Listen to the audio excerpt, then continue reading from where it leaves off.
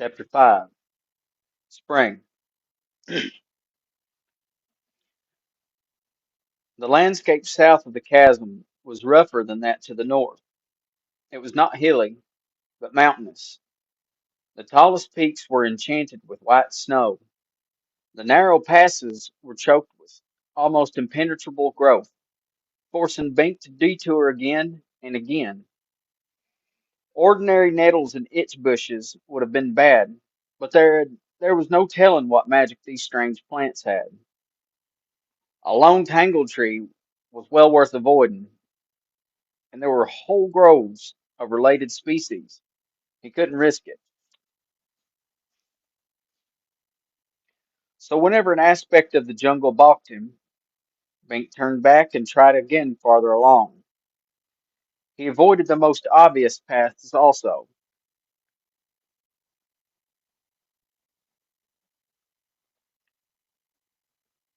They were suspect. Thus he tramped through intermediate vegetation, the borderline between jungle and field, often in the roughest terrain of all, barren, burning rock faces, steep rocky slopes, high wind-swept plateaus. What even magic plants disdained was hardly worth any person's trouble, except for the traveler who wanted to stay out of trouble. One cleared area turned out to be the landing strip for a very large flying dragon. No wonder there were no other predators in that region. Bink's progress was so slow that he knew it would take him many days to reach the good magician's castle.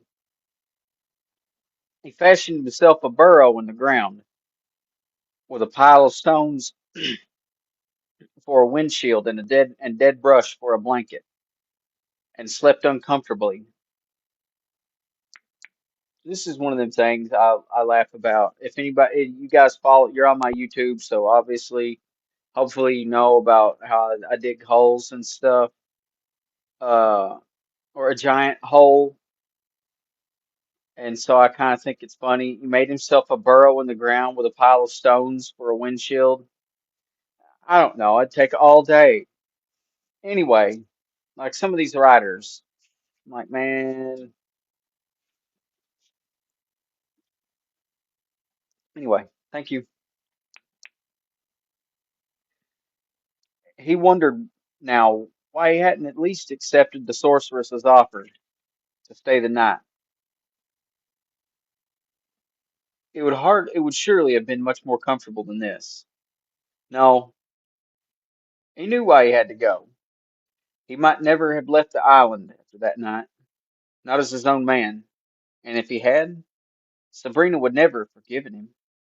The very fact that such a night tempted him in retrospect, and not merely for the comfort of sleep, meant that it was not a night he could have afforded. He reminded himself of that several times before he shivered himself to sleep. Then he dreamed of a diamond crystal palace, woke with mixed emotions, and had to shiver his way to sleep again. Turning down temptation certainly wasn't much pleasure when alone on the open trail. Tomorrow he would search diligently for a blanket tree and some hot soup gourds. On the third morning of his South Chasm leg, he trekked along a ridge, his only feasible route westward. He had cut himself a new staff after several tries, The first saplings he went for magicked him off by using aversion spells of assorted types. He had no doubt there were many suitable trees he had never saw at all, because of their passive do not notice me spells. One used a physical repulsion charm directed at cutting objects.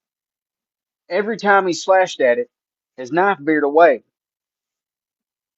About an hour on the way with his new staff, he was still pondering the natural selectivity of magic.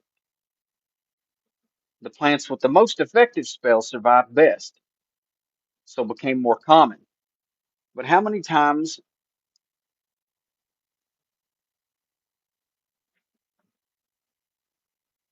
did stray travelers come by here with knives? And then he realized that he might make good use of that repulsion spell. If he succeeded in cutting a staff from such a tree, would it repel all attacks against him?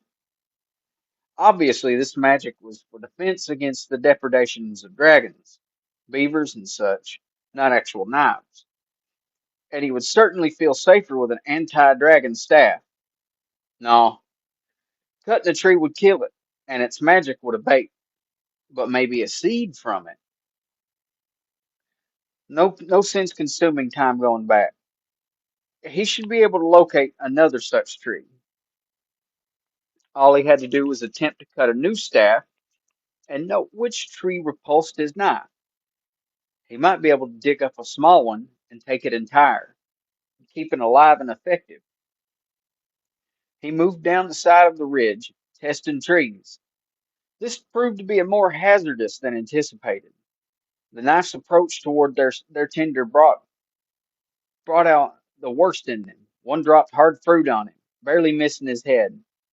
Another exhaled sleep perfume that almost stopped his journey right there. But no cutting aversion spells now. A large tree had a dryad, an inhabiting wood nymph, who looked very fetching, about like Iris at 14, but who cursed Bink roundly in most unladylike language. Okay, I gotta stop here.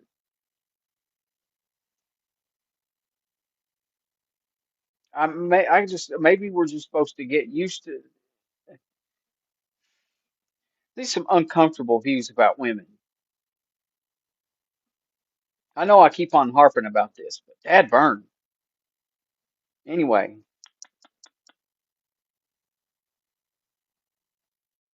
about like Iris at 14, but who cursed Bink roundly in most unladylike language.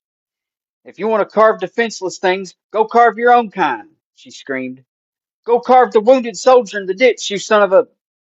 Fortunately, she balked at completing the rhyme.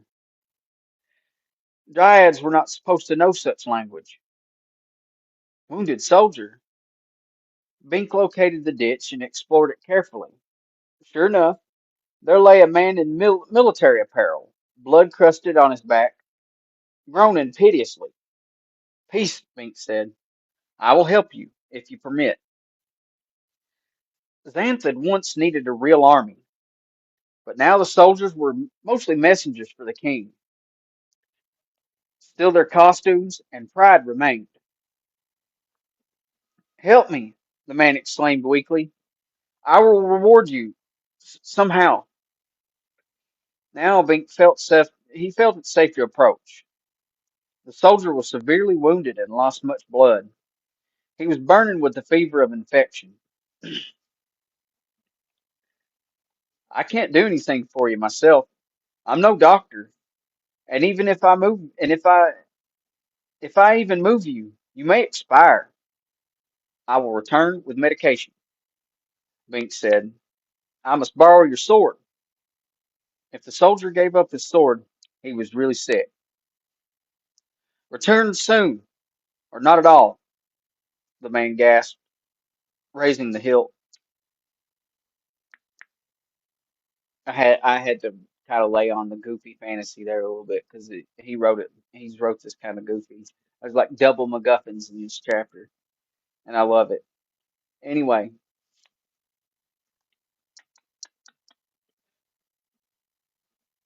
Bink took the heavy weapon and climbed out of the ditch. He approached the tree of the dryad. I need magic, he told her. Blood restoration, wound healing, fever abatement, that sort of thing. Tell me where I can get them quickly, or I will chop your tree down. You wouldn't, she cried, horrified. Bink hefted the sword menacingly. At this moment he reminded himself of Jama, the village sword conjurer. The image disgusted him. I'll tell, she screamed. Okay, tell. He was relieved. He doubted that he could actually have made himself chop down her tree. That would have killed her, and to no real purpose. Dryads were harmless creatures, pretty to look at. There was no point in molesting them or their cherished tree homes. 3 miles to the west, the spring of life. Its water will cure anything. Bink hesitated. There's something you're not telling me, he said, hefting the sword again. What's the catch? I may not revealed it, she cried. Anyone who tells. The curse. Bink made as if to chop the trunk of the tree. The dryad screamed with such utter misery that he abated the effort. He had fought to protect Justin Tree back at home. He could not ravage this one. All right, I'll risk the curse, he said. He set off westward. He found a path leading his way. It was not an inviting one, merely an animal run, so he felt justified in using it with caution.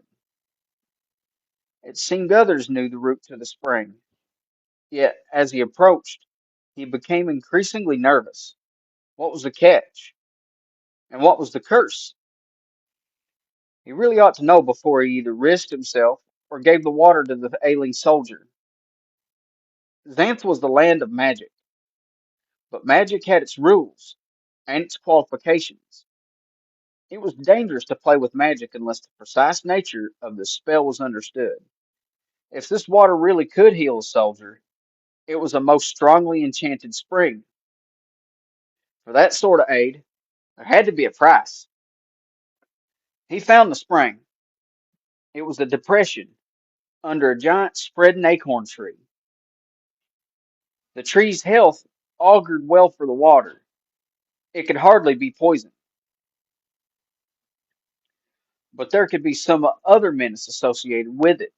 Suppose a river monster were hiding in it, using the water as lure for the unwary. Injured or dying creatures would be easy prey.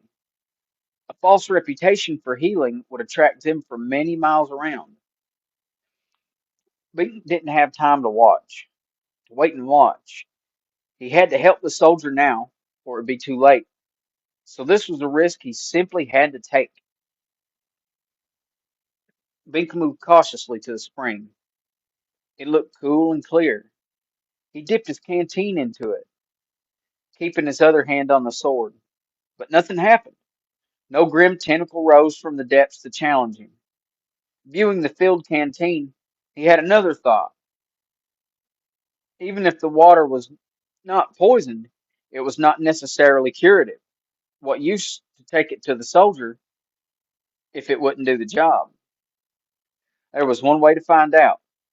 He was thirsty anyway. Bink put the canteen to his mouth and sipped. The water was chill and good. He drank more deeply and found it supremely refreshing. It certainly wasn't poisoned. He dipped the canteen again and watched the bubbles rise. They distorted the view of his left hand under the water, making it seem as if he had all his fingers. He did not think much about the digit he had lost in childhood, but such a view of a supposedly complete hand teased him unpleasantly. He lifted out the canteen and almost dropped it. His finger was whole. It really was. The childhood injury had been eliminated. He flexed it and touched it, amazed. He pinched it and it hurt. No question. His finger was real. The spring really was magic. If it could heal a 15-year-old amputation so cleanly and painlessly and instantly, it could heal anything. Man, I like this spring. It'd be nice to have back at my fingertip. I lost at that sawmill, or my sense of wonder. No, no, that's not so fun. Anyway,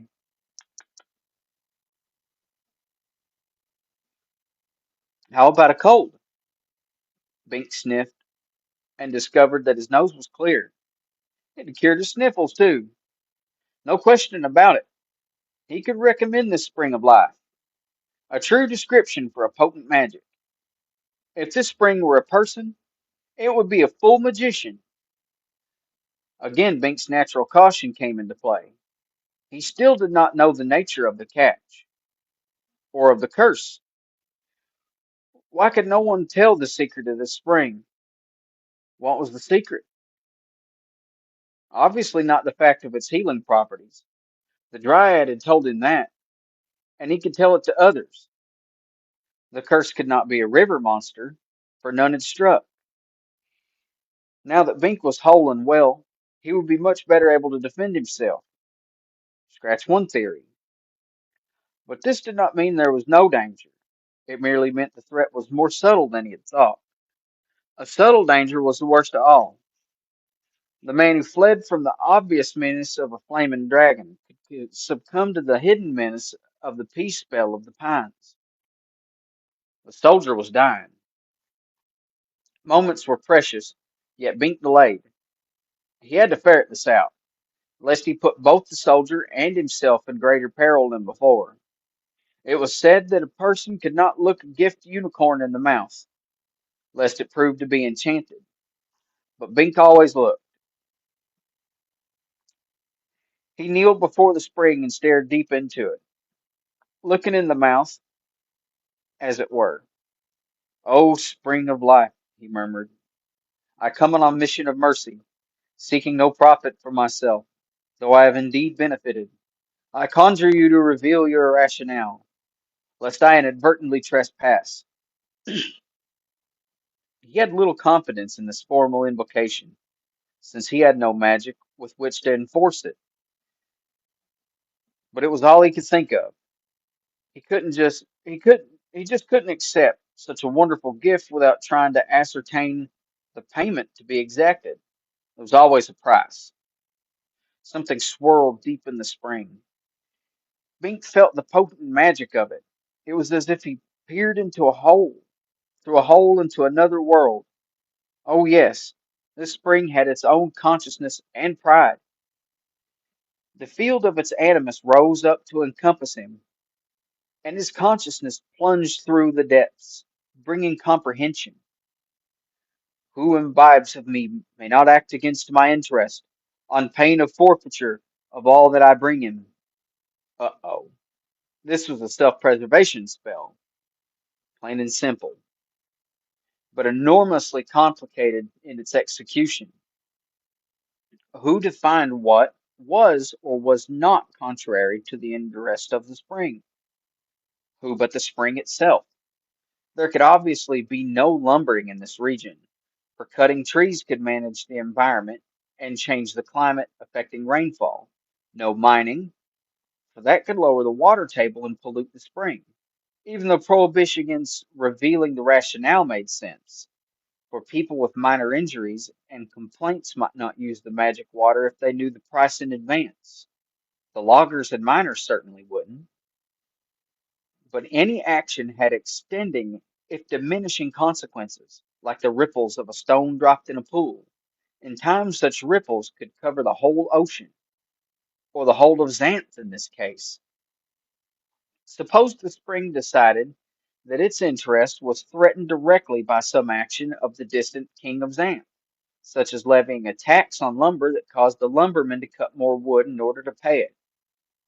Would the spring force all its users to oppose the king, perhaps assassinating him? A person who owed his life to the spring might very well do it.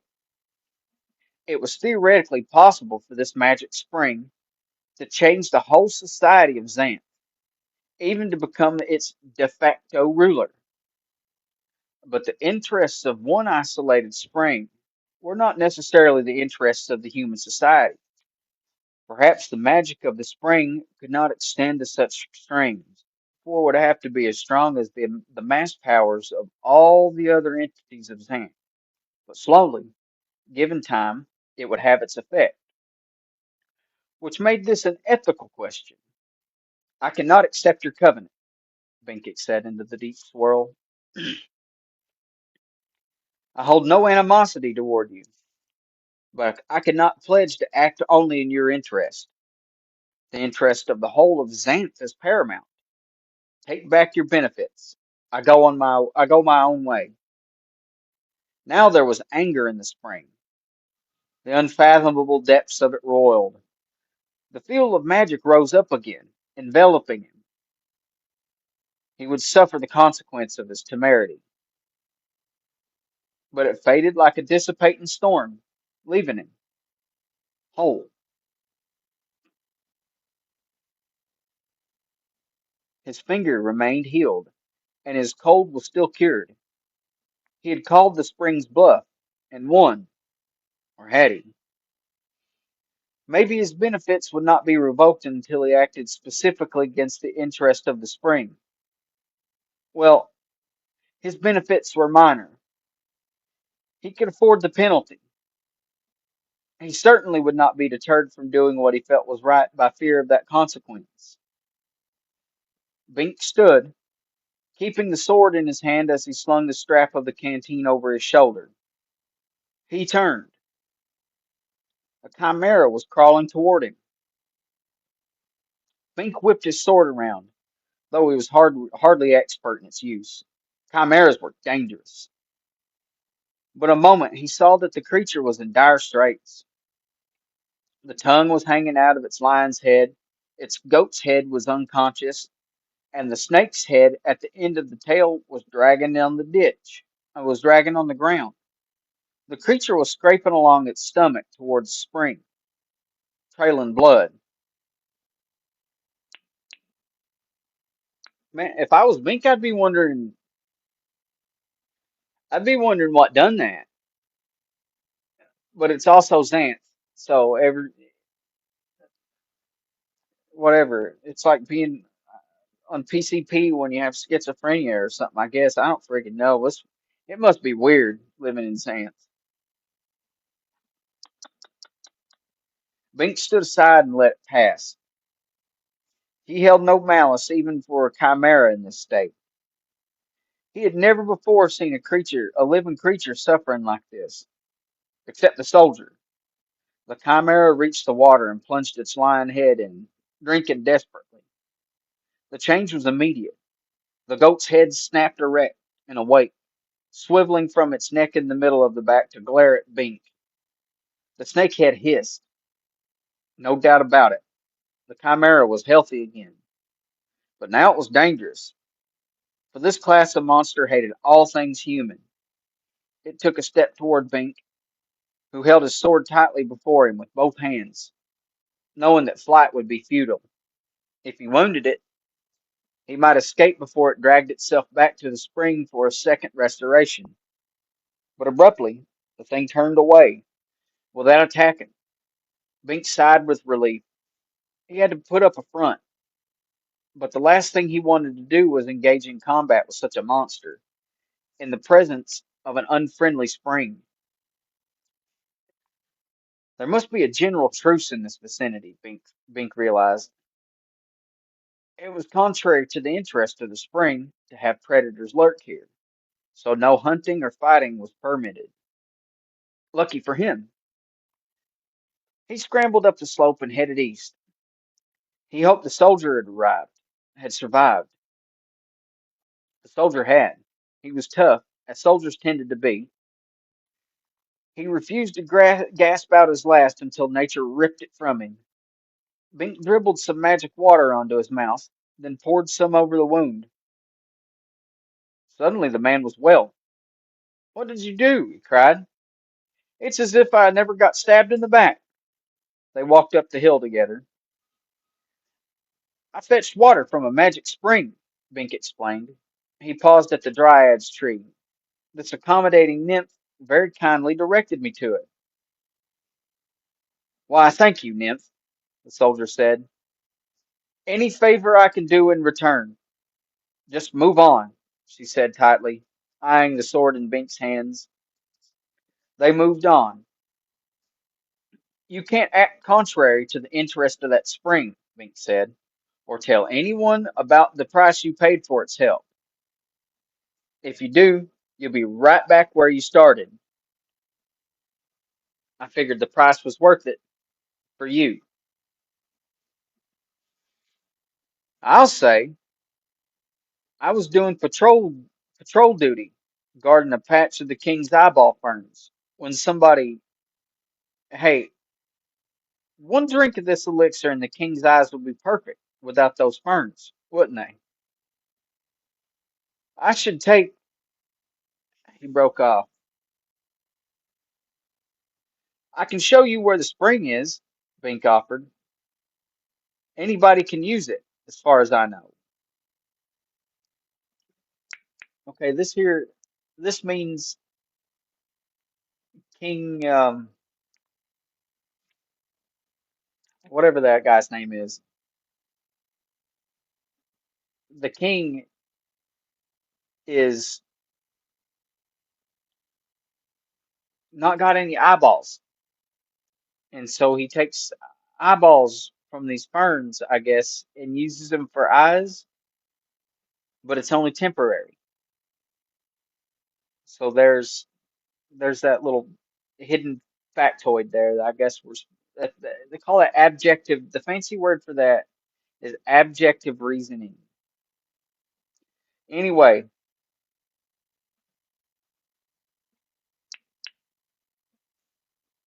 anybody can use it, as far as I know.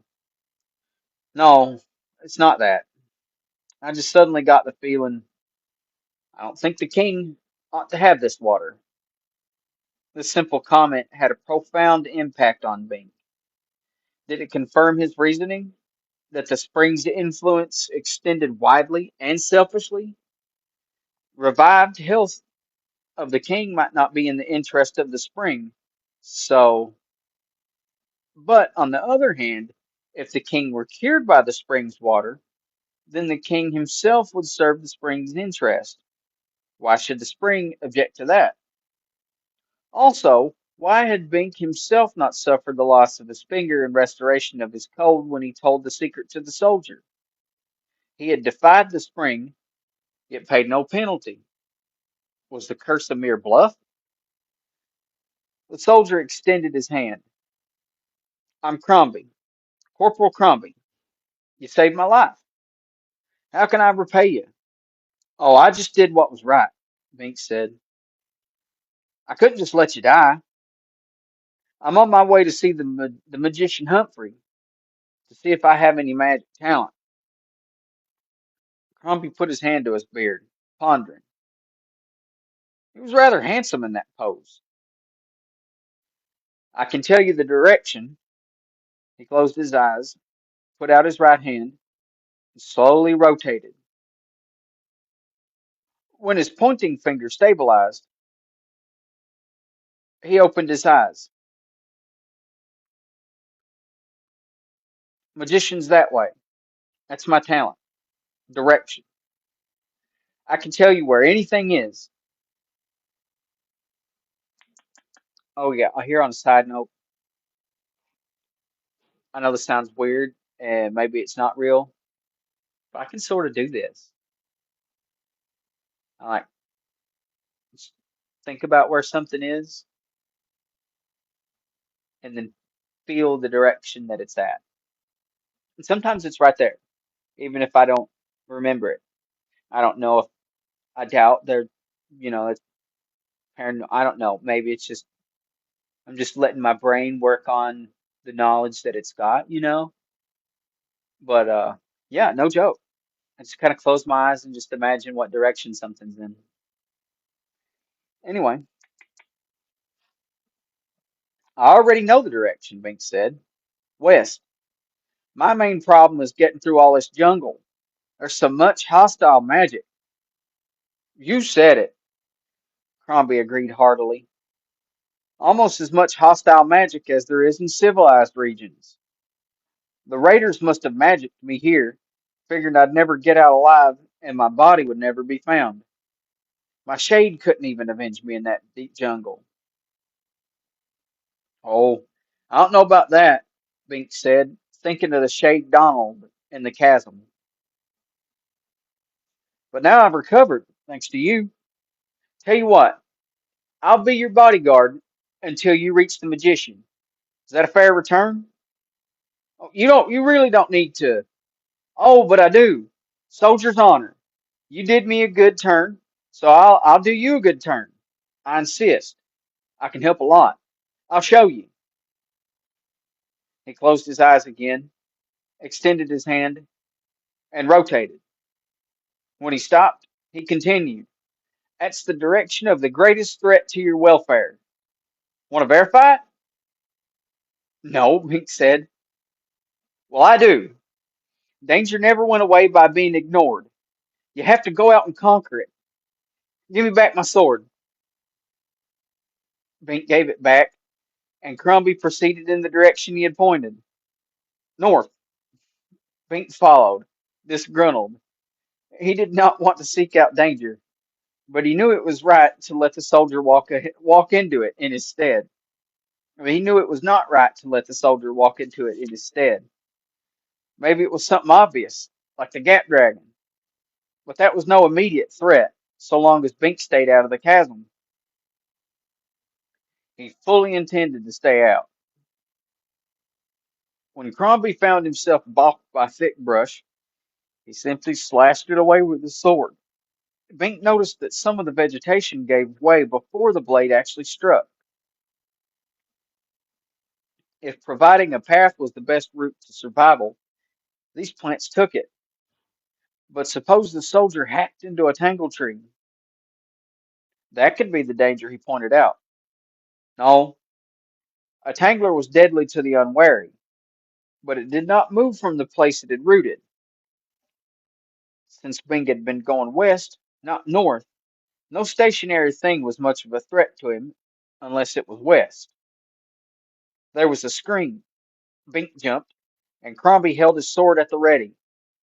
But it was only a woman, cringing and frightened. Speak, girl! Crombie roared, flourishing his wicked blade. What mischief do you intend? Don't hurt me, she cried. I'm only Dee, lost and alone. I thought you came to rescue me. You lie, Crombie exclaimed. You mean harm to this man, my friend who saved my life.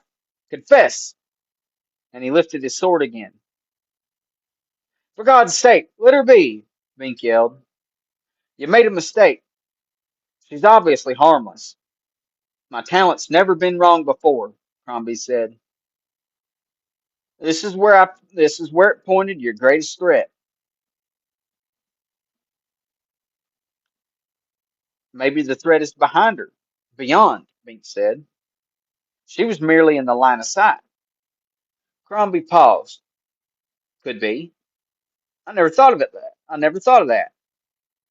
He was evidently a reasonable man, under the violence. Wait, I'll verify. The soldier withdrew somewhat, stationed himself to the east of the girl. He shut his eyes and rotated. His pointing finger came to bear squarely on Dee. The girl burst into tears. I mean you no harm. I swear it. Don't hurt me. She was a plain girl, of strictly average face and figure, no beauty. This was in contrast to the several females Bink had encountered recently. That there was something vaguely familiar about her, and Bink was always unnerved by feminine distress. Maybe it's not physical danger, he said. Does your talent differentiate? No, it doesn't, Crombie admitted, a bit defensively. It can be any kind of threat, and she may not actually mean you harm, but sure as hell, there's something. Bink studied the girl. whose sniffles were drying up. That familiarity. Where had he seen her before? She was not from North Village, and he really had not encountered many girls elsewhere. Somewhere on his current journey? Slowly the notion dawned on him. A sorceress of illusion did not have to make herself beautiful. If she wanted to keep track of him, she could adopt a completely different appearance, thinking he would never suspect. Yet the illusion would be easiest to maintain if it corresponded somewhat to her natural contours. Take off a few pounds here and there, modify the voice. Could be. If he fell for the ruse, he could be in dire danger of being led into corruption. Only the soldier's special magic gave it away. But how could he be sure? Even if D represented some critical threat to him, he had to be sure he had identified the right danger. A man who stepped around a venom mouse could be overlooking a harpy on the other side. Snap judgments about magic were suspect. A brilliant notion came to him. D, you must be thirsty. Have a drink of water. And he proffered his canteen. Oh, thank you, she said, taking it gladly. The water cured all ills. An enchantment was an ill, wasn't it? So if she drank, it might show her, at least momentarily, in her true guise. Then he would know. Dee drank deeply. There was no change. Oh, this is very good, she said. I feel so much better. The two men exchanged glances. Scratch one bright notion. Either Dee was not Iris, or the sorceress had better control than he had supposed. He had no way of knowing. Now be on your way, girl, Crombie said curtly. I'm going to see the magician Humphrey, she said contritely. I need a spell to make me well. Again, Bink and Crombie exchanged glances. Dee had drunk the magic water. She was well. Therefore, she had no need to see the magician Humphrey, the good magician, on that score. She had to be lying. And if she were lying, what was she concealing from them? She must have picked this particular destination because she knew Bink was going there. Yet this was still conjecture. It could be more, it could be pure coincidence. Or she could be an ogre in female form, a healthy ogre, waiting for the expedient moment to strike. Crombie, seeing Bink's indecision, made a decision of his own. If you let her go with you, then I'm coming too, with my hand ever on my sword, watching her, all the time. Maybe that's best, Bink agreed reluctantly. I bear you no malice, Dee protested. I would do nothing to hurt you, even were I able. Why don't you believe me? Bink found it too complicated to explain. You can travel with us if you want to, he said. Dee smiled gracefully, but Crombie shook his head grimly and fingered the hilt of his sword. Crombie remained suspicious, but Bink soon discovered he enjoyed Dee's company. She had no trace of the personality of the sorceress. She was such an average girl that he identified with her to a considerable extent. She seemed to have no magic, at least. She evaded that subject. Perhaps she was going to the magician in the hope of finding her talent. Maybe that's what she had meant by needing a spell to make her well. Who was in good shape in Xanth without magic? However, if she were the sorceress Iris, her ruse would quickly be exposed by the divination of the magician, so the truth would be known. She stopped at the spring of life to refill their They stopped at their spring of life to refill their canteens, traveled half a day, then got caught by a technicolor hailstorm. It was magic, of course, or magic augmented. The colors gave it away, which meant that there would not be any great melting or runoff. All they had to do was take shelter from it until it passed. But they happened to be on a barren ridge. No trees for miles around, no caves, no houses. The land went up and down, cut away by erosion gullies, strewn with boulders, but there was nothing to shield them effectively from the storm. Pelted by increasingly large hailstones, the three scurried in the direction Crombie's magic pointed, the route to safe shelter. It came into view behind a boulder, a monstrously spreading tentacular tree. That's a tangler, Bink exclaimed in horror. We can't go there. Crombie was brought up short, peering through the hail. So it is. My talent never pointed wrong before, except when it accused D, Bink thought. He wondered just how reliable the soldier's magic really was. For one thing, why hadn't it pointed out that the soldier's danger to himself before he got stabbed in the back and left to die?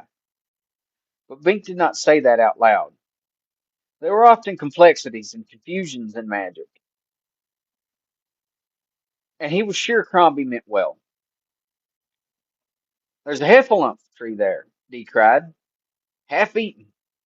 Sure enough, the huge carcass lay near the trunk orifice of the tree. Its posterior was gone, but the front end was untouched. The tree had evidently caught it and consumed as much as it could, but a heffalump was so big that even a tangle tree could not polish it off in one meal.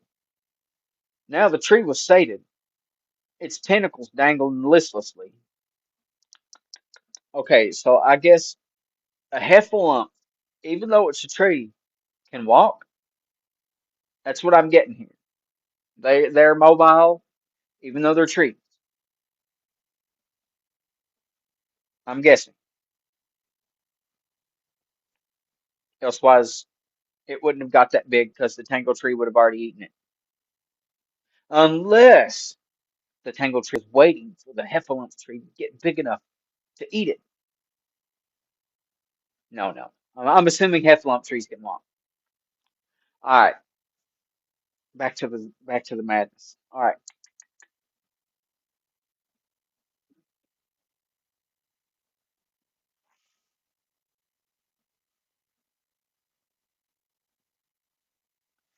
So it's safe after all, Link said, wincing as an egg-sized red hailstone just missed his head. The hail was puffy and light, but it still could hurt. It will be hours before the tree revives enough to become aggressive, maybe even days. And even then, it'll start on the lumps first. Still, Crombie balked, understandably. Could be an illusion, that carcass, he warned. Be suspicious of all things. That's a soldier's motto. A trap to make us think the tree's docile. How do you think it tempted the heffalump in there? Telling point. Periodic hailstorms on the ridge to drive prey to cover, and seemingly ideal cover waiting. Beautiful system. But we'll be knocked silly by hail if we don't get to cover soon, Bink said. I'll go, Dee said. Before Bink could protest, she plunged into the territory of the tree. The tentacles quivered, twitching toward her, but lacked the imperative to make a real effort. She dashed up and kicked the heffalump in the trunk, and it was solid. No mirage, she cried. Come in. Unless she's a shill, Crombie muttered. I tell you, she's a threat to you, Bink. If she shielded for the Tangler, she could trick dozens of people into its clutches. The man was paranoid. Perhaps this was another useful quality for soldiers, though again, it didn't seem to have kept him out of trouble before.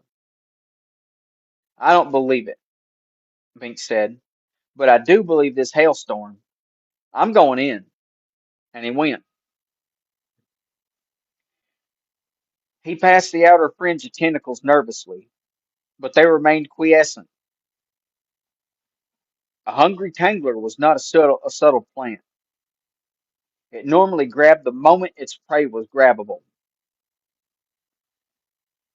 Finally, Crombie followed. The tree shuddered, slightly, as if it were irritated by its inability to consume them, and that was all. Well, I knew my talent told the truth. It always does, he said, somewhat weakly. It was actually very nice in here. The hailstones had grown to the size of clenched fists, but they bounced off the tree's upper foliage and piled up in a circle around it, caught by a slight depression. Predator trees tended to sit in such depressions, formed by the action of their tentacles while cleaning brush and rocks out of the way in order to have an attractive lawn for passing creatures. The refuse was tossed beyond in a great circle, so that in the course of years the land surface rose. The tangle was a highly successful type of tree, and some of them formed wells whose rims were fashioned from buried bones of past prey. They had been cleaned out near the North Village, but all children were instructed in this menace. Theoretically, a man pursued by a dragon could start a tangler, leading the dragon within range of the tentacles, if he had both the courage and skill. Within the shielded area there was a fine greensward,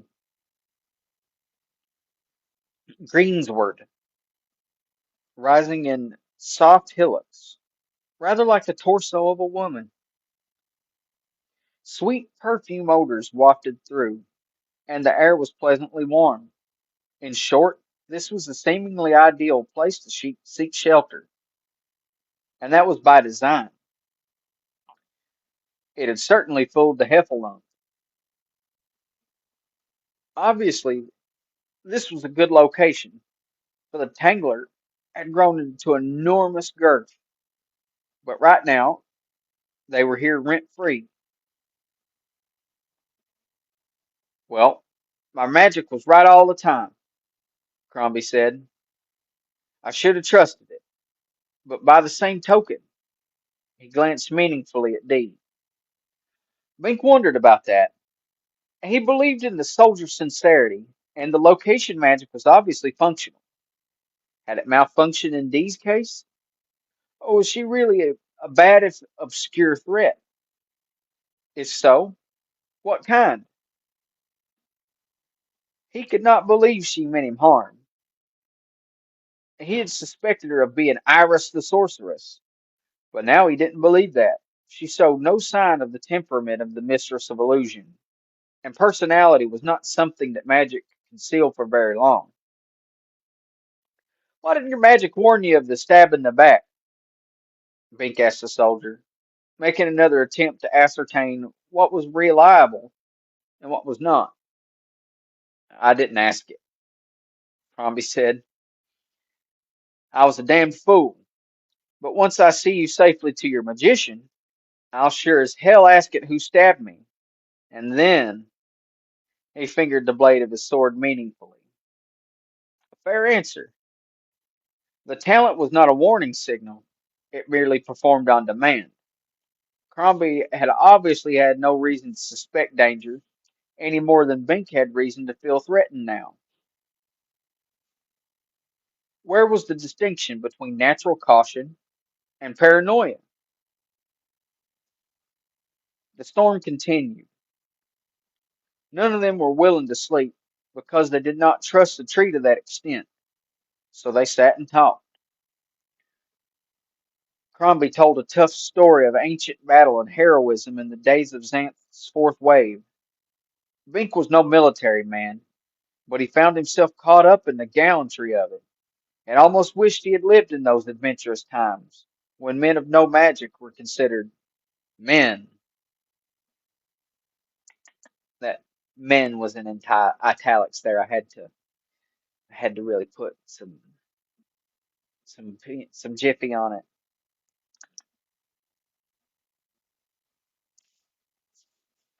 By the end of that story, the storm had eased off, but the hail was piled so high that it didn't seem worthwhile to go out yet.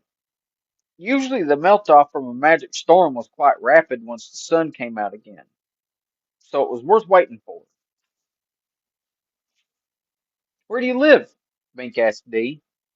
Oh, I'm just a country girl, she said. No one else was going to travel through the wilderness. That's no answer, Crombie snapped suspiciously. She shrugged. It's the only answer I have. I can't change what I am, much as I might like to. It's the same answer I have, too, Bink said. I'm just a villager, nothing special. I hope the magician will be able to make me into something special by finding out I have some good magic talent no one ever suspected. And I'm willing to work for him for a year for that. Yes, she said, smiling appreciatively at him. Suddenly he felt himself liking her. She was ordinary, like him. She was motivated, like him. They had something in common. You're going for magic, so your girl back home will marry you. Will marry you? Crombie asked, sounding cynical. Yes, Bink agreed, remembering Sabrina with sudden poignancy. Dee turned away. And so I can stay in Xanth. You're a fool, a civilian fool, the soldier said kindly.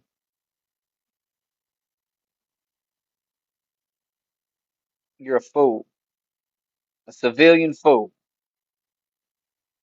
Whatever. Well, it's the only chance I have, Bink replied. Any gamble is worthwhile when the alternative. I don't mean the magic. That's useful. And staying in Xanth makes sense. I mean marriage. Marriage? Women are the curse of mankind, Crombie said vehemently. They trap men into marriage, the way this tangle tree traps prey, and then they torment them the rest of their lives. Now that's unfair, Dee said. Didn't you have a mother? She drove my worthy father to drink and loco, Crombie asserted. Made his life hell on earth, and mine too. She could read our minds. That was her talent. Remember, there's that loco plant or whatever. I guess it makes you whoop whoop whoop, makes you wonky. She could read our minds. That was her talent. A woman who could read men's minds. Hell indeed for a man. If any man had been able to read Bink's mind, any woman had been able to read Bink's mind. Ugh, must have been hell for her too, Dee observed. Bink suppressed a smile, but Crombie scowled. I ran off and joined the army 2 years before I was of age. Never regretted it. Dee frowned. You don't sound like God's gift to women either. I guess they have religion in Xanth. I don't. We. I didn't. Okay, we'll just move past that. We can all be thankful you never touched any. Oh, I touch 'em, Crombie said with a coarse laugh. I just don't marry 'em. None of 'em's going to get her hooks into me. You're disgusting, she snapped. I'm smart, and if Bink's smart, he'll not let you start tempting him either. I wasn't, she exclaimed angrily. Crombie turned away in evident repugnance. Ah, you're all the same. Why do I waste my time talking with the likes of you? Might as well argue ethics with the devil. Well, if you feel that way, I'll go, Dee said. She jumped to her feet and stalked to the edge. Bink thought she was bluffing, for the storm, though abating, was still in force with occasional flurries. Colored hailstones were mounted up 2 feet high, and the sun was not yet out, but Dee plunged into it. Hey, wait! Bink cried. He ran after her. Dee had disappeared, hidden by the storm. Let her go. Good riddance, Crombie said. She had designs on you. I know how they work. I knew she was trouble from the start. Bink put his arms up over his head and face against the hail and stepped out. His feet slid out from under, skidding on hailstones, and he fell headlong into the pile. Hailstones closed in over his head. Now he knew what happened to Dee. She was buried somewhere out here. He had to close his eyes, for powder from crushed stones was getting into him. This was not true ice, but coalesced vapor, magic. The stones were dry and not really cold, but they were slippery. Something caught his foot.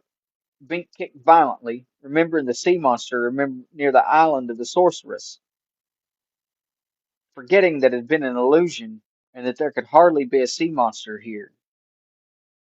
But its grip was tight. It dragged him into an enclosure. He scrambled to his feet as it let him go. He leaped on the troll shape he saw through the film of dust. Bink found himself flying through the air. He landed hard on his back, the creature drawing on his arm. Trolls were tough. He squirmed around and tried to grab its legs, but the thing dropped on top of him and pinned him firmly to the ground. Ease up, Bink, it said. It's me, Crombie. Bink did as much of a double take as he was able to do, considering his position, and recognized the soldier. Crombie let him up. I knew you'd never find your way out of that mess, so I hauled you out by the one part I could reach, your foot. You had magic dust in your eyes, so you couldn't recognize me. Sorry, I had to put you down. Magic dust, of course. It distorted the vision, making men seem like trolls, ogres, or worse, and vice versa. It was an additional hazard to such storms, so that people could not see their way out of them. Probably many victims had seen the tangled tree as an innocent blanket tree. That's okay, Bink said. You soldiers sure know how to fight. All part of the business. Never charge a man who knows how to throw. Crombie raised one finger near his ear, signifying idea. I'll show you how to do it. It's a non-magical talent you can use. Dee, Bink cried. She's still out there. Crombie grimaced. Okay. I made her walk out. If it means so much to you, I'll help her find her. So the man did have some decency, even with regard to women. Do you really hate 'em all? Bink asked as he girded himself to wrestle with the hail again. Even the ones who don't read minds? They all read minds, Crombie asserted. Most of 'em do it without magic is all. But I won't swear as to there's no girl in the whole of Xanth for me. If I found a pretty one who wasn't mean, or nagging, or deceitful, he shook his head. But if any like that exist, they sure wouldn't marry me. So the soldier rejected all women because they felt they rejected him. Well, it was a good enough rationale. Now the storm had stopped. They went out into the piled hailstones, stepping carefully so as not to take any more spills. The colored storm clouds cleared, dissipating rapidly now that their magic imperative was spent. What caused such storms? Bink wondered. They had to be inanimate. But the course of his journey had convinced him that dead objects did indeed have magic, often very strong magic. Maybe it was in the very substance of Xanth, and it diffused slowly into the living and non-living things that occupied the land. The living things controlled their shares of magic, channelizing it, channelizing, channelizing. He just used the word channelize. Anyway, channelizing it, focusing it. making it manifest at will. The inanimate things released it haphazardly, as in the storm.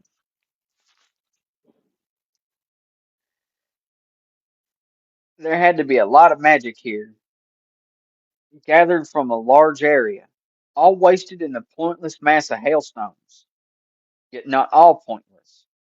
Obviously, the tangle tree benefited from such storms, and probably there were other ways in which they contributed to the local ecology.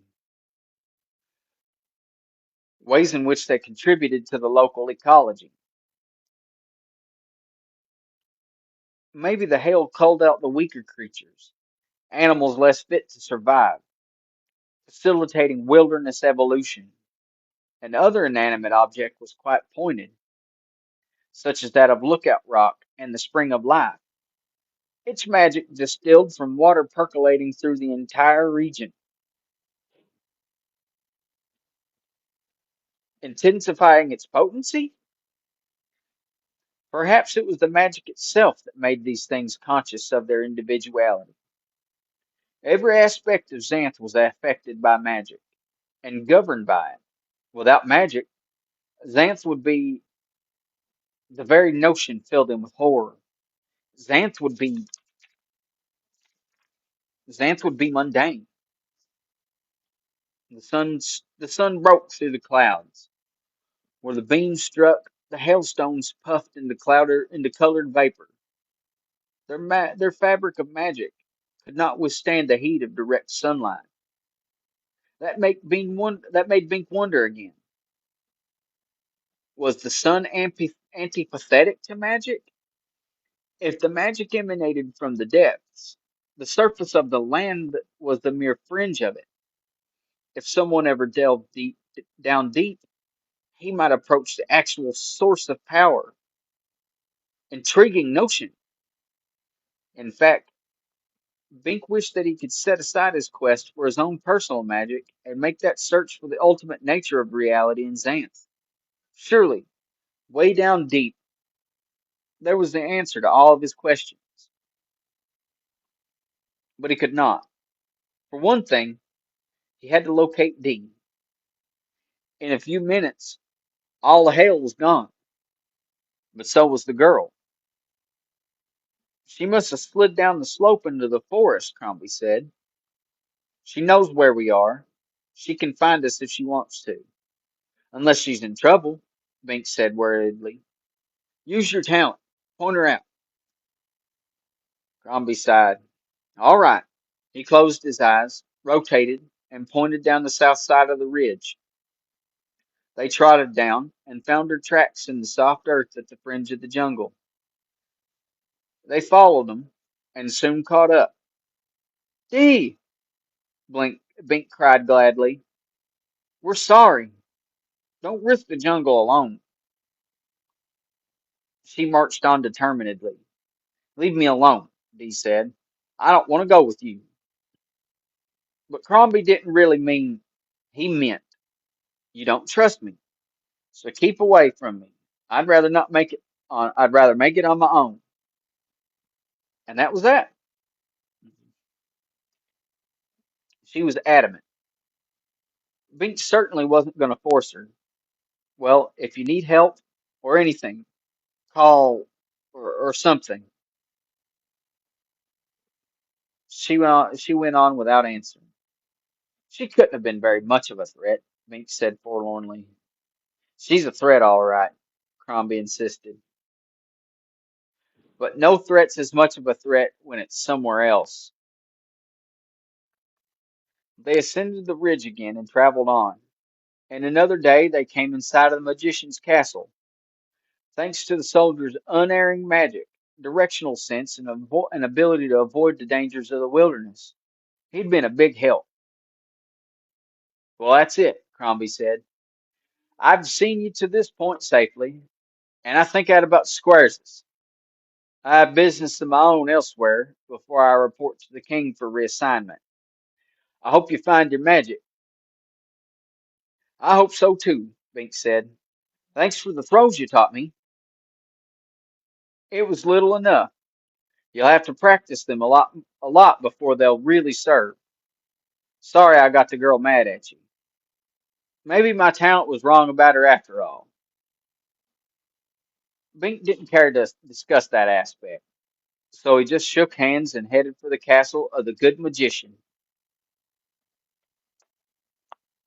All right, well, it's part 5. Hoorah.